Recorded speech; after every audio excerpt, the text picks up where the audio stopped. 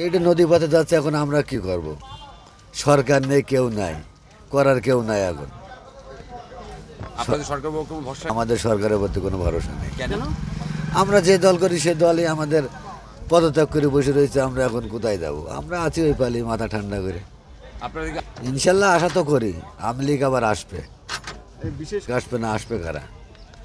আওয়ামী লীগ তো মারি কেটে খায় না, আওয়ামী লীগ লেজ্জভাবে খায়। এই যে নিষেধ ক্ষতি হলে এখন বসবে তারা, পরিবহন জগৎ বসবে, ব্যবসায়ীরা বসবে।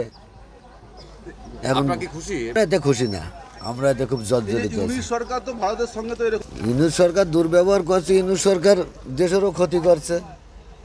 দুনিয়ার লরিগুলো বন্ধ হয়ে যাচ্ছে, ব্যবসা বাণিজ্য বন্ধ হয়ে যাচ্ছে, শ্রমিকরা হাহাকার করছে খাওয়ার জন্য। ব্যবসা বাণিজ্য নাই, তাদের টাকা পয়সা নাই, বাচ্চা কাচ্চা স্কুলে যেতে পারে না। ইউনিসের বিরুদ্ধে কি আন্দোলন নামবেন বাংলাদেশে? তা তো এক সময় নামবেই, আজ না হোক কাল, কাল না হোক পরশু নামবেই। কোনো নিরাপত্তা নেই এখন, খুন খারাপই বেশি, চুরি ডাকাতি বেশি, রাস্তায় ছিনতাইকারী বেশি। এই যে হচ্ছে খুব ভয় করে। এই যে ব্যবসায় যে বন্ধ হলো ক্ষতি সরকারের হচ্ছে, পাবলিকেরও হচ্ছে, কোন সরকারে হচ্ছে? দুই সরকারের ক্ষতি হচ্ছে। আপনার মোদী সরকারেরও ক্ষতি হচ্ছে, ইউনুস সরকারেরও ক্ষতি হচ্ছে। আপনি কি নিয়ে এসেছিলেন?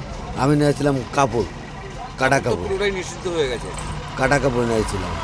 এই যে কাপড় তো সমস্যা কি হবে বাংলাদেশের? বাংলাদেশের যাবে, বাংলাদেশে পচবে, বেচতে পারবে না, পচবে, লোকজন কাজ কাম করতে পারবে না।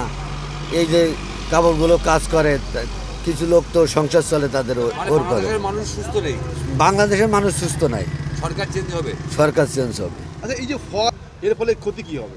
এরপরে ক্ষতি হবে, বড় বড় ফ্যাক্টরির ক্ষতি হবে, তারপরে যারা চাকরি বাকরি করে তাদের ক্ষতি হবে। এর ফলে কি ইউনিশ সরকারের উপরে কোনো চাপ আসবে?